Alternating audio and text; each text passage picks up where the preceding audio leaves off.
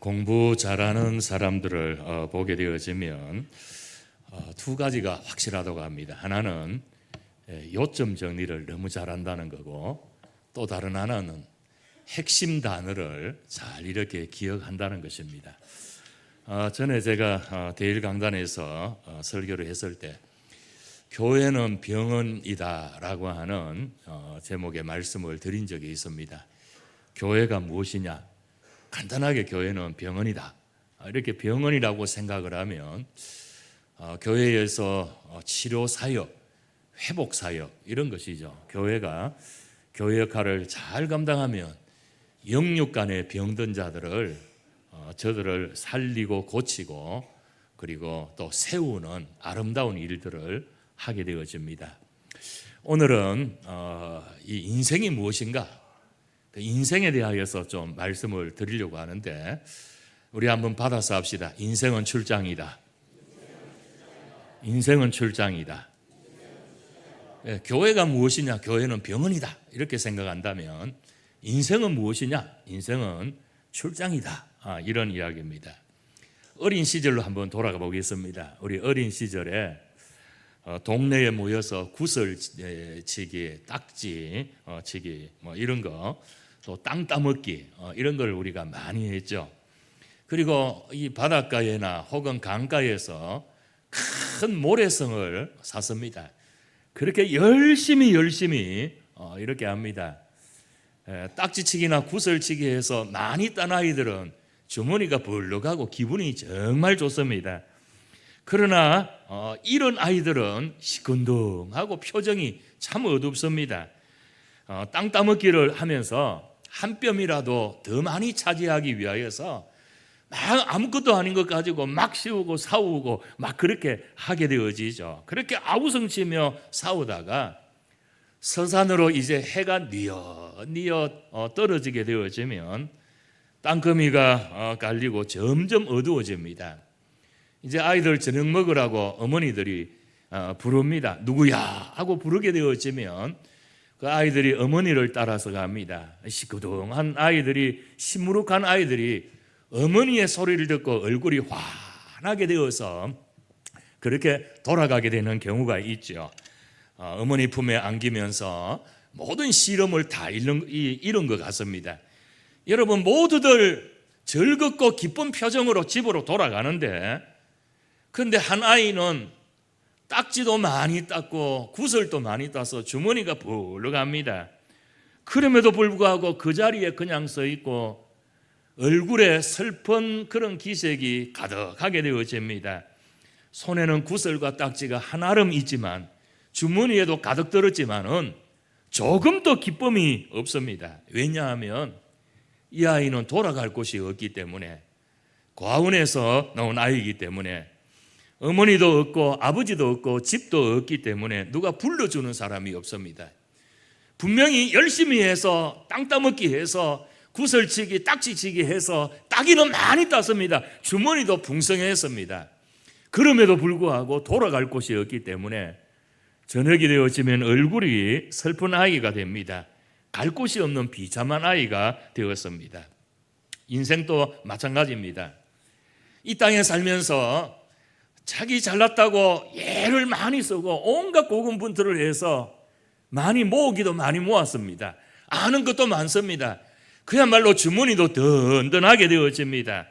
그런데 주님 부르실 때에 주님 앞에 부름을 받지 못한다면, 혹은 주님 앞에 상급을 하나님께서 지금 주님이 잘했다고 칭찬하고 상급 주시는데 내 이름이 영영 불리지 않는다면 그 모습이 어떠하겠습니까? 여러분, 우리가 이 땅 위에서 무엇을 이루기 위하여서 고군분투하고 노력하고 예를 많이 쓴다고 할지라도 중요한 것은 주님 앞에 설 수 있는가, 그리고 주님 앞에 섰다 하더라도 상급을 받을 수가 있는가, 이게 오늘 우리가 한번 짚고 넘어가야 될 그런 일인 줄 압니다. 여러분, 우리가 잘 아는 키에르케고르가 오늘의 현대인을 가르쳐서 고향 잃은 사람이라고 했습니다. 사람이 근본도 모르고 어디로 가야 될지도 모르고 현실에 사는 것만 바빠서 현실만 바라본다는 것이죠. 그래서 한 시인은 이렇게 표현을 했습니다. 저녁에 돌아갈 집이 있다는 거, 힘들 때에 생각할 사람이 있다는 거, 외로울 때에 부를 수 있는 노래가 있다는 사람, 이 사람은 행복한 사람이라는 겁니다. 인생의 어두움이 깃드는 저녁, 나는 돌아갈 집이 있는가? 막다른 골목에 앞에서 생각나는 사람이 있는가? 슬픔에 짓누를 때에 부를 수 있는 노래가 있는가? 만약에 그렇다면 우리는 진정 성공한 사람이고 행복한 사람이다, 이렇게 말을 할 수가 있습니다. 사람이 살면서 내가 좋아하고 사랑하는 사람이 나를 부끄러워하게 되어질 때, 그때는 우리 마음이 참 아픕니다. 여러분, 내가 존경하고 사랑하는 그 사람이 나를 부끄러워 여기면 여러분 고개도 들지 못하죠. 그러나 반대로 내가 존경하고 사랑하는 그 사람이 나를 자랑스럽게 여길 때 우리는 그 어떤 것보다도 신이 나고 즐겁게 되어집니다. 저희 아내가 당신은 진짜 목사야, 이 한마디가 저를 막 에너지를 넘치게 만듭니다. 우리 아이들이 아빠 참 자랑스러워요, 이 소리 한마디 듣게 되어지면 뭐 얼마나 신이 나는지 어떤 것보다도 참 즐겁습니다. 여러분, 아들이 아버지를 자랑스럽게 여겨도 그렇게 신이 나고 좋은데, 하나님이 우리를 보시고 아무개야 내가 너를 참 자랑스럽게 여긴다, 하나님이 나를 자랑스럽게 여기신다면 이거보다도 더 신나고 좋은 일이 어디 있겠습니까?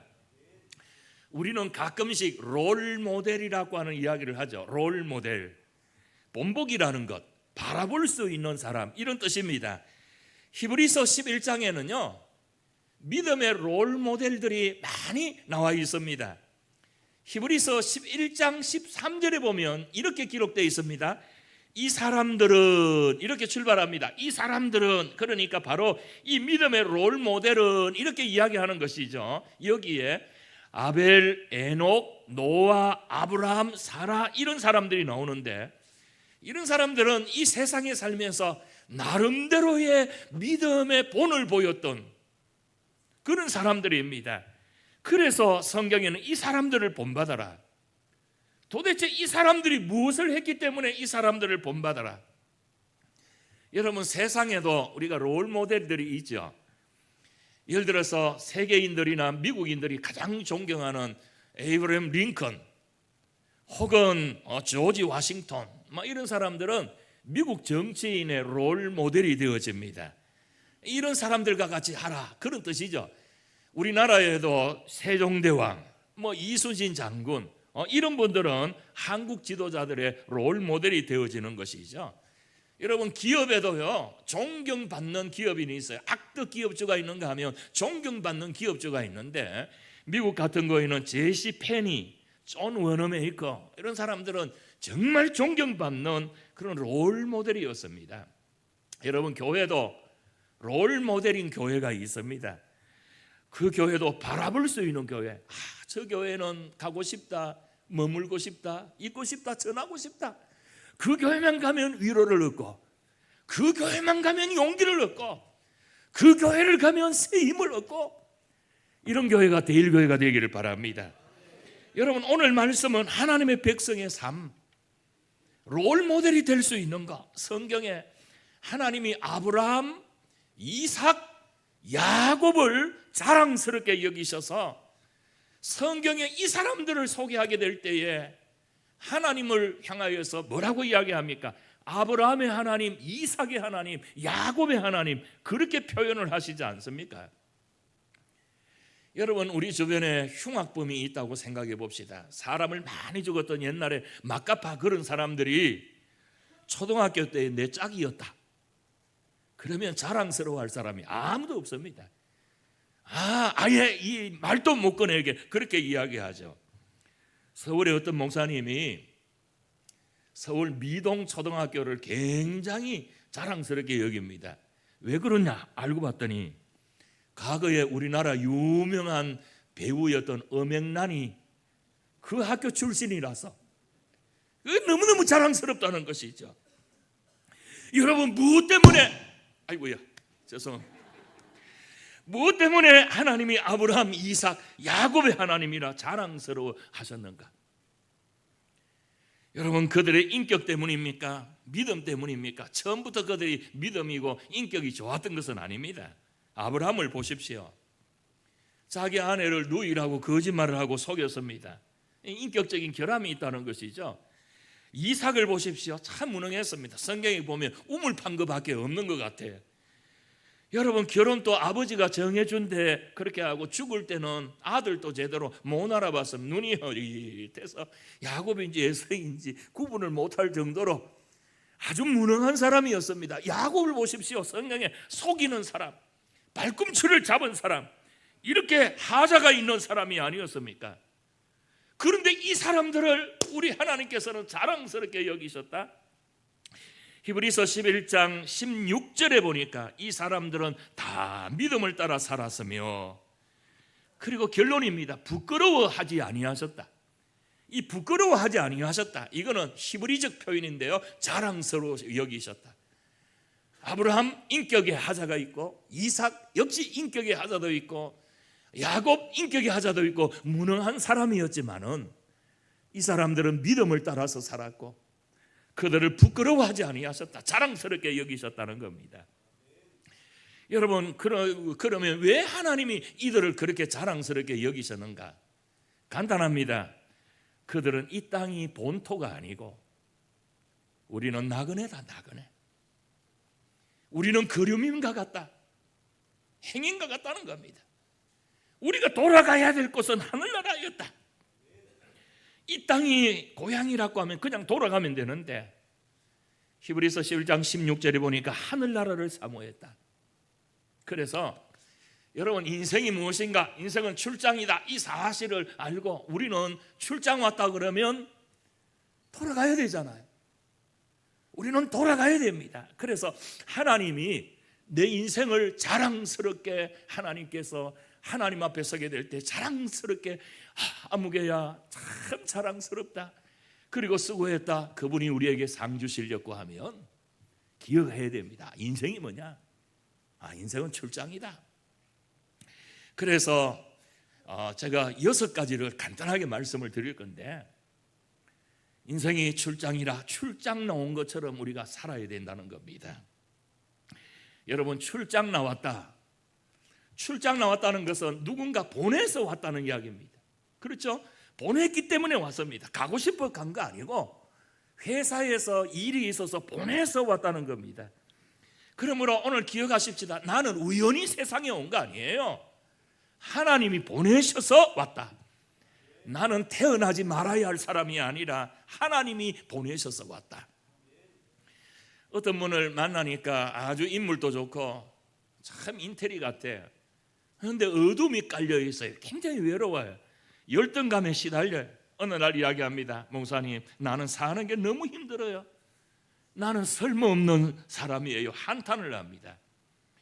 분명히 사는 것도 괜찮고 인물도 괜찮은데 왜 그러냐? 알고 봤더니 이분이 형제가 딸만 6인데 자기가 5번째입니다. 그런데 어릴 때 자기 엄마가 친구하고 이야기하는 것을 우연하게 듣게 됐는데, 얘는 원하지 않았는데 지우지 못해서 사고로 생긴 아이다. 이 이야기를 어릴 때 들은 거예요. 그러니까 자라면서 나는 태어나지 말아야 할 아이가 태어났다. 자기 일을 그렇게 생각하니까 한평생 괴롭고 힘들고 상처가 되어 있습니다. 여러분 아시죠? 참새 한 마리라도 하나님이 허락지 않으면 떨어지지 않는다는 거. 하나님께서 우리의 머리털까지 세신받으신 그 하나님이 내가 무언가 해야 되기 때문에 하나님이 보내셔서 내가 세상에 왔다는 것입니다. 기억하십시다. 나는 누구라고요? 하나님이 보내셔서, 목적이 있어서 보내셔서 온 사람입니다. 그러므로 여러분, 나는 사명이 있고요, 예수님이 나를 위하여서 죽으셨기 때문에 나는 예수님짜리 인생이고요, 그렇기 때문에 우리가 얼마나 소중하냐. 나는 보물 같은 존재입니다. 우리 옆 사람하고 손잡고, 당신은 보물 같은 존재입니다. 시작. 여러분 발음을 잘 하셔야 돼요. 발음을 잘 하셔야 돼요. 나는 꼬물 같은 존재입니다. 보물하고 꼬물하고 비슷하기 때문에 헷갈리면 안 됩니다. 나는 무슨 존재? 보물 같은 존재다. 누가 나를 보내셨다고요? 하나님이 나를 보내셨다. 9절의 말씀을 보면 우리는 택하신 족속이요 왕같은 제사장이요 거룩한 나라요 그의 소유된 백성이라고 소개합니다. 여러 가지 중요한 의미가 있지만은 결론은 그겁니다. 하나님이 나를 보내셔서 이 땅에 왔다. 목적이 있어서 세상에 왔다는 겁니다. 여러분, 이 세상에 태어난 이상 여러분들이 어떤 가문, 어떤 부모 밑에서 태어났다 할지라도 하나님이 내가 할 일이 있기 때문에 이 땅에 보내셨다. 이거를 기억하시기 바랍니다. 하나님이 보내셨다. 하나님이 보내셨다면 두 번째로 돌아갈 곳이 있다는 이야기잖아요. 이거를 늘 의식하고 살아야 됩니다. 여러분, 출장 나가게 되어지면요 인터넷을 수시로 들어가서 홈피를 살펴봅니다. 관심을 가지고 봅니다. 왜냐하면 다시 돌아가야 되기 때문에. 우리 오 목사님이 목회 열심히 하다가 안식년 가셨습니다. 분명히 나가 있어도 지금 이 시간에 아마 홈피에 들어가지고 보고 계실걸요. 왜요? 출장 나가서도 해외 나가 있어도 어디에 있어도 관심은 교회입니다. 늘 그렇게 생각하죠. 왜 그렇습니까? 돌아가야 되기 때문에. 저는 지난 한 주간 동안 대만의 선교사님 초청으로 그곳에 선교사님들 5가정을 모아놓고 행복한 삶이라는 강의를 이틀 동안 하고 2개의 교회를 방문을 하고 또 말씀을 전하고 지난 목요일 밤 늦게 한국에 도착을 했습니다. 여러분, 대접도 잘 받고 구경거리도 많고 선교사님들의 수고와 헌신이 현장 교회를 통하여서 이루어지는 것을 느낄 수 있었습니다. 그러나 언제나 저의 관심은 다시 돌아가야 할 한국 땅이었습니다. 아내가 어떻게 지내지? 교회는 어떻게 있지? 대통령 선거는 어떻게 돼가고 있을까? 현 몸은 대만에 있어도 제 생각과 제 머리는 늘 한국 땅에 있었습니다. 마찬가지로 세상에 아무리 볼 것도 많고 환경이 좋고 살기 좋다고 할지라도 결국 우리가 돌아가야 될 것은 아버지가 계신 천국입니다. 그러므로 돌아갈 것을 의식하고 사는 사람은 이것 하나를 꼭 염두에 두고 삽니다. 여러분들도 이거 꼭 기억하시면 무슨 일을 하든지 시행착오를 줄일 수 있는데요, 어떤 결정을 내릴 때에 하나님이 어떻게 생각하실까? 내 이익이냐 내 체면이냐 이런 게 아니고 무슨 결정을 하더라도 하나님이 어떻게 생각하실까? 성경은 뭐라고 이야기했는가? 시선을 천국에 두고 사는 겁니다. 여러분, 시선을 천국에 두고 산다는 것은 현실 도피가 아닙니다. 오히려 현실을 더 성실하게 살죠. 6.25 이후에 참 패전국가였던 이 땅에 참 전쟁의 피해가 산더미같이 있었던 이 땅을 여러분, 대한민국이 세계 경제 대국으로 이렇게 올려진 것은 많은 우리 선조들 그리고 그 박정희 대통령 참 많은 수고를 했다는 거 우리는 알고 있습니다. 그때에 독일에 많은 광부들을 보냈고 간호사들을 보냈습니다. 월남전도 있었고 중동 근로자들 참 많은 고생을 했죠. 저희 둘째 형님도 사우디에 가서 노동자 생활을 하면서 그렇게 이제 돈을 많이 벌어왔는데, 여러분 이거 한번 생각해 봅시다. 과거에 중동의 근로자 돈 많이 벌었습니다. 그 돈 벌어와서 집에 돌아와서 기다리는 아내가 있으면 아내와 아이들하고 행복하게 사는데, 돈은 열심히 벌어 보냈는데 나중에 소문을 듣니까 아내가 바람이 났어요. 근데 이 사실을 남편이 알고 난 다음에 그렇게 성실하던 남편이 타락이 됩니다. 왜 타락할까요? 돌아갈 곳이 없기 때문에, 기다려주는 사람이 없기 때문에. 그래서 돌아갈 곳이 있다, 기다리는 사람이 있다, 이것을 아는 사람은 현실에 충실합니다. 더욱더 예를 씁니다. 이 소망이 없다면 허무감, 성실함, 초조감, 그래서 이상한 짓들을 하게 되어지는 것이죠. 여러분, 인생은 일생으로 현재로 끝나는 거 아닙니다. 인생은 항상 삼생이라고 그러죠.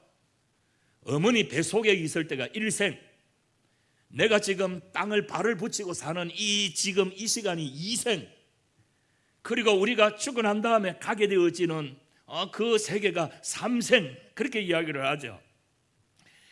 여러분, 많은 사람이 소설을 읽을 때에 상중 하근이 있습니다. 상근, 중근만 읽고서는 그 소설의 의미를 몰라요. 결론은 어디에 있습니까? 하근에 있어요. 하근에서 봐야 희극인지 비극인지 소설의 내용을 압니다. 여러분, 진짜 성공한 사람은 지금이 중요한 게 아니에요. 물론 지금 소중합니다.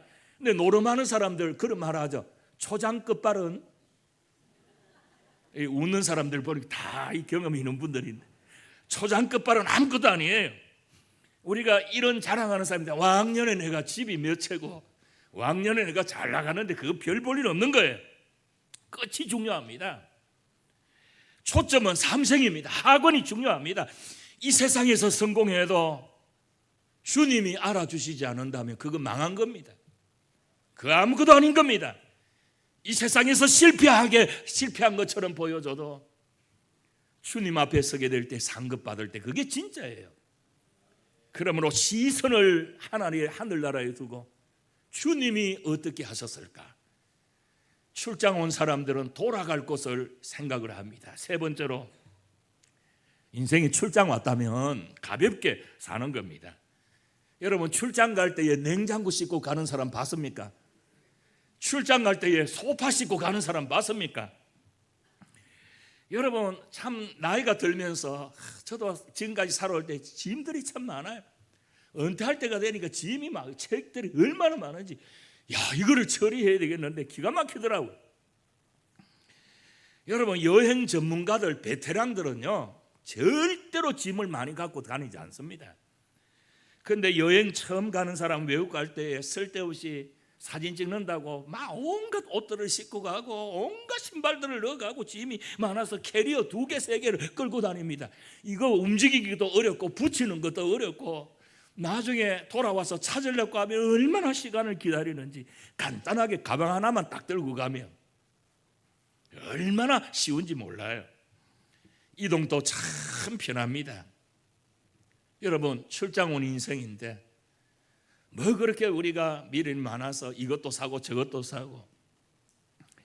1978년 부산 초량동에서 사신 분이 세상을 떠났는데 기가 막혀서 부산일보에 나왔다고 그럽니다. 76세 된 할머니가 4남매를 혼자 키우고 이제 혼자 됐습니다. 이제 일찍 남편이 돌아가셨겠죠. 중병이 걸려서 이제 죽을 때가, 임종 때가 가까워왔습니다. 자녀들이 다 모였어요. 얘들아, 나 너희들 키운다고 고생도 많이 했지만은 내가 여한이 없지만 한 가지 유감이 있다. 내 일평생 살면서 너희들 키우느라고 내가 다이아 반지를 한 번도 내가 못 껴봤다. 그거 한번 끼고 죽고 싶다. 그랬더니 이 자녀들이 밖에 나가서 회의를 합니다. 야, 어머니가 마지막 소원이 다이아 반지 한번 끼는 거라 그러는데 당시에 알아보니까 한 350만 원 정도예요. 그래서 첫째, 둘째, 셋째 너가 하나 앞에 100만 원씩 내고 막내니는 50만 원 내라. 그래서 350만 원 주고 살려고 하는데 큰 며느리가 제안을 합니다. 내가 옆집 우리 이웃집에 친한 친구가 있는데 다이아를 최근에 샀다고 그러더라. 좀 사용비를 좀 주더라도 그거 빌려가지고 어머니 끼워드리고 다시 돌려드리면 안 되겠나, 이렇게 됐습니다. 그래서 그거를 빌려가지고 어머니 할머니에게 갖다 드렸더니 이 어머니가 평생 처음 보는 다이아몬드 반지, 소리도 끼워보고 참 좋다 이러더니 야, 물 한 그릇 떠온나 이러더랍니다. 물 한 그릇 탁 떠왔더니 다이아를 빼가지고 꿀꺽 삼키고 그렇게 있다가 돌아가셨다는 거예요. 자녀들이 기가 막히는 겁니다. 발을 동동 굴립니다. 이거 어떻게 해야 되죠? 결국 그 다이아를 찾기 위해서 화장을 합니다. 그래서 찾기는 찾았는데 기스가 나가지고 돌려주지도 못하고, 그래서 어쩔 수 없이 새 거 사가 돌려줬다고 그러는데, 여러분, 인생 아무리 좋은 거 갖고 있어도요, 돌아갈 때 그거 아무 필요 없습니다. 여러분, 여기저기 숨겨놓고 꼬불쳐두고 자기가 어디에 숨겼는지도 모르는 사람도 많아요. 가만히 보게 되어지면 사람 하나 사는데요, 갖고 있는 짐들이 얼마나 많은지. 저도 은퇴하고 보니까 편한 게 좋더라고요. 간단하게, 넓은 집도 필요가 없어요. 안 필요 없어요. 우리가 빈손으로 왔는데 하나님이 주셔서 그렇게 즐겁게 살다가 갈 때는 가볍게 가야 되지 않습니까? 잠시 와서 여행 온 것입니다.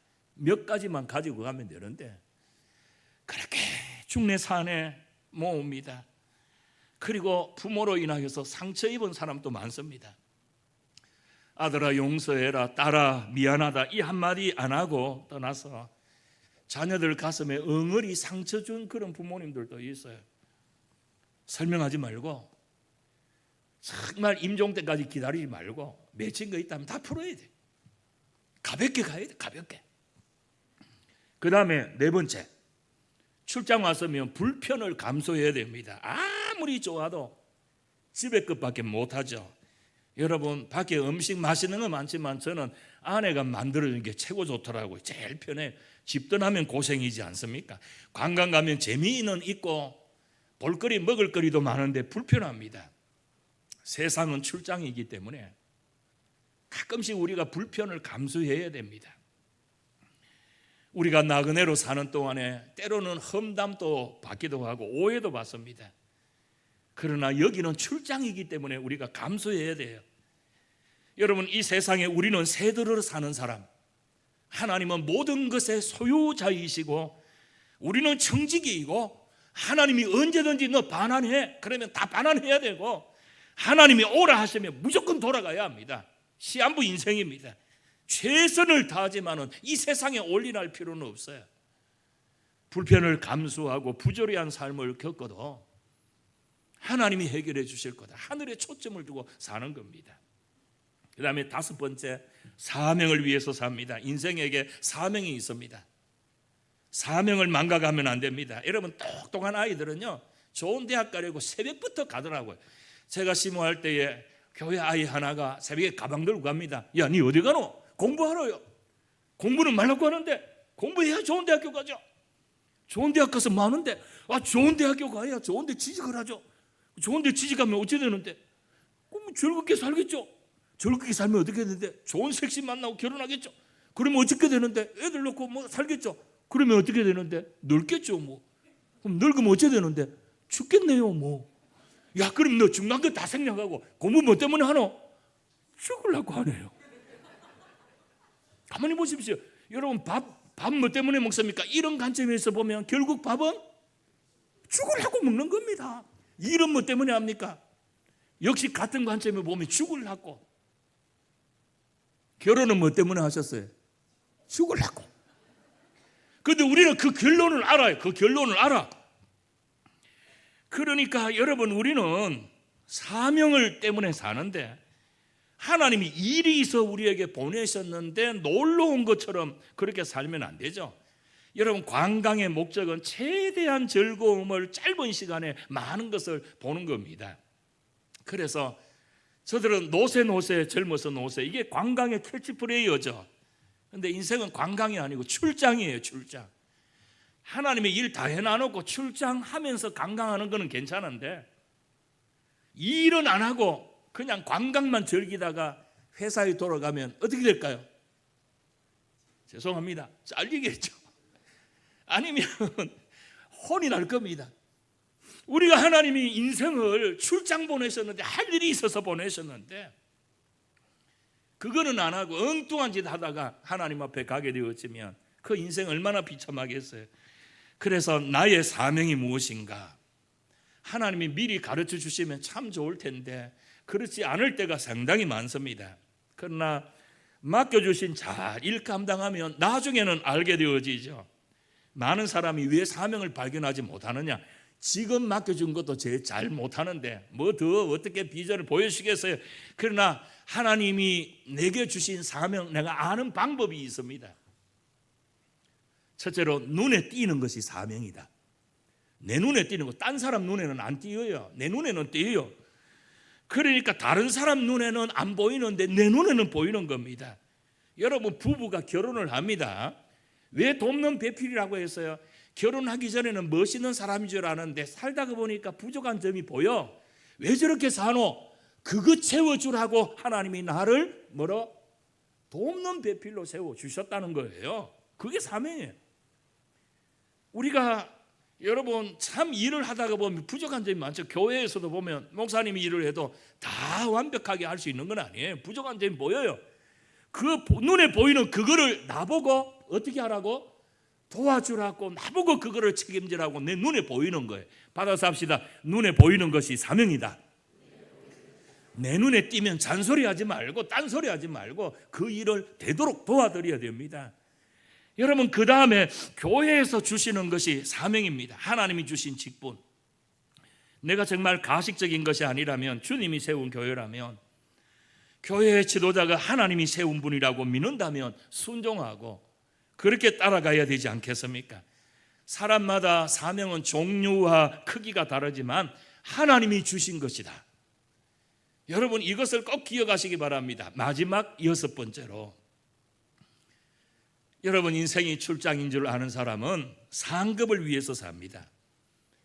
회사에서 출장 갔다 오면 일을 잘 처리하면 보너스나 성급이 있습니다. 당연히 보상이 있습니다. 이 땅에서도 일 잘하면 상을 받게 되어지죠. 예수님 또 상급에 대하여서 많이 말씀하셨습니다. 구체적으로는 말씀 안 하셨어요. 왜냐하면 여러분, 우리가 알아듣지 못하니까 그냥 황금길. 근데 한번 생각해 보세요. 맨날 황금길이면 발 아파서 어째 다닐 겁니까? 금면류관 맨날 쓰고 다니면 머리만 아프고 무겁지. 그렇잖아요. 하나님이 그 영광, 그 귀한 것을 설명하시려고 하는데, 여러분 분명하게 우리에게 상급이 있는데 공책과 연필은 아닙니다. 하나님이 우리에게 주신 상급은 그 어떤 것과도 비교할 수 없는, 그래서 이 세상의 것과 좋게 비교할 수 없도다. 비교할 수 없는 상급이 있습니다. 이 상급을 주고 여러분 주시기 때문에 우리가 그 상급 바라보고서 삽니다. 어떻게 생각하면 상급 보고 살면 속물처럼 보이고 고상을 떨지만, 상급이 있다, 사람들은 인내와 감사를 가지고 살죠. 우리가 직분자로 살거나 믿음으로 살려고 하면 터무니없는 오해를 받을 때가 있습니다. 비난을 받을 때도 있습니다. 그런데 그럴수록 더 기뻐합니다. 왜냐하면 주님께서 나를 인하여 너희가 힘들거든 기뻐하고 즐거워하라. 하늘에서 너희 상급이 큽니다. 자, 이렇게 출장 나온 것처럼 살면 출장비는 누가 됩니까? 내가 돼가지고 출장 다 하죠? 출장비는 회사에서 해줘요. 그렇잖아요. 자기 돈 출장 나오면서 자기 돈 쓰는 사람 바보죠. 회사에서 다 합니다. 그래서 예수님이 마태복음 6장 33절에 너희는 먼저 그의 나라와 그의 의를 구하라. 그리하면 이 모든 것을 너희에게 더하여 주리라. 하나님이 책임져 주시고 하나님이 채워주시는 은혜를 체험하게 되어집니다. 세상에서 가장 불행하고 불쌍한 사람이 누굽니까? 돌아갈 곳이 없는 사람입니다. 더 불쌍한 사람이 누굽니까? 영원의 본향을 모르는 사람입니다. 우리가 사명을 마치고 돌아갈 때 주님은 우리 눈에서 수고했다, 이제 그만 쉬어라, 눈에 눈물 닦아주시고 위로와 안식을 허락하여 주실 줄로 믿습니다. 자, 오늘 말씀을 정리하겠습니다. 인생은 출장입니다. 출장 나온 사람 6가지를 기억하십시다. 인생을 출장처럼 사는 것이다. 두 번째, 반드시 돌아갈 곳을 의식합니다. 그리고 세 번째, 가볍게 삽니다. 네 번째, 불편을 감수하며 삽니다. 다섯 번째, 사명을 위해서 삽니다. 마지막, 상급이 기다리고 있습니다.